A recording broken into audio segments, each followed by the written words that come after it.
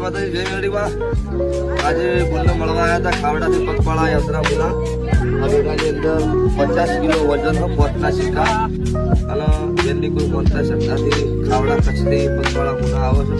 મળવા માટે આવ્યા હતા અત્યારે છીએ મોરવાડાથી ભાભર રોડ પાછળ એટલે બેન તો કદાચ છોડો એમના વિશ્વાસ શ્રદ્ધાથી આવે જ છે પણ આ બાજુના જે અત્યારે આ પરિવાર જે ઠાકોર સમાજ દરબાર સમાજ ડારેનાથ છત્રી વરાણ અત્યારે જે રસ્તામાં સેવા આલો